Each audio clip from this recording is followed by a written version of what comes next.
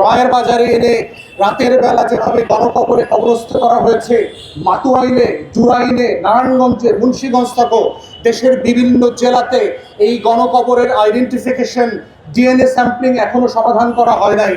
তৃতীয়ত হচ্ছে, যারা আহত, পঙ্গু হয়েছেন, প্রতিবন্ধী হয়েছেন, অন্ধ হয়েছেন, তাদের পুনর্বাসনের যে কার্যক্রম সেটা থেমে আছে।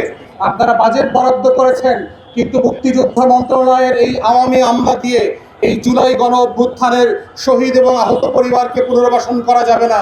বরং পেশাদারিত্বের সাথে জুলাই শহীদ স্মৃতি ফাউন্ডেশন যারা এই কাজটা করেছে গত 2 বছর ধরে, টাকাটা তাদেরকে দিতে হবে। কিন্তু দুঃখজনক হচ্ছে, সরকার ক্ষমতায় আসার পরে এদের বেতনের টাকাটা পর্যন্ত দেয়া বন্ধ করে দিয়েছে।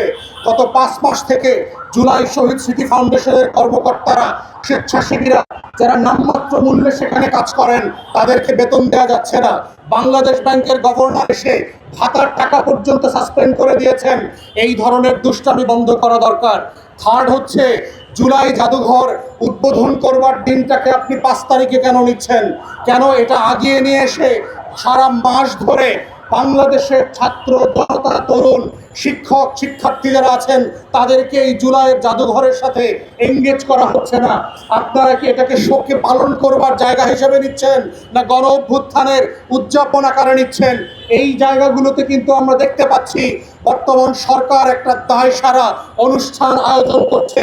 আমরা নিন্দা জানাচ্ছি, একইভাবে মনে রাখতেছি এবং আপনাদেরকে মনে করিয়ে দিচ্ছি, এই 1400 শহীদ এবং গণ অভ্যুত্থানের সবচেয়ে বড় বেনিফিশিয়ারি কিন্তু আপনারা, যারা ধান খেতে, পাট খেতে শিলংয়ে, লন্ডনে, টরেন্টো আর মালয়েশিয়া থেকে লুকায়ে ছিলেন, যারা বছরের পর বছর বাংলাদেশের চাঁদ তারা আলো বাতাস দেখেন নাই, তারা আজকে সাডেনলি ক্ষমতার বাতাস দেখতে পাচ্ছেন এবং জুলাইকে ছোট করবার জন্য প্রতিদিন প্রতিনিয়ত বক্তব্য দিচ্ছেন।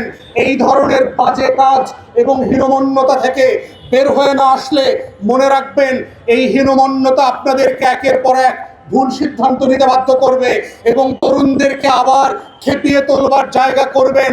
তার একটা টুকরা গত কয়েকদিনে আপনারা দেখেছেন, শিক্ষা ব্যবস্থা নিয়ে যেই ছিড়িমিড়ি করবার চেষ্টা করে তরুণরা একটা অংশ আবার রাস্তায় নেমে এসেছে। তাই জুলাইয়ের বারুদ কিন্তু এখনো বাতাসে, স্কুলে কলেজের তরুণদের হৃদয়ে গেঁথে আছে। সেটাকে ঝামেলা করবার চেষ্টা করবেন না, বরং এটাকে মাথায় নিয়ে শ্রদ্ধা করে সম্মানজনক পুনর্বাসন করে জুলাইকে নিয়ে আগামী বাংলাদেশ বিনির্মাণের লড়াইতে এগিয়ে যাবেন। সে আহ্বান জানিয়ে আমার বক্তব্য শেষ করছি।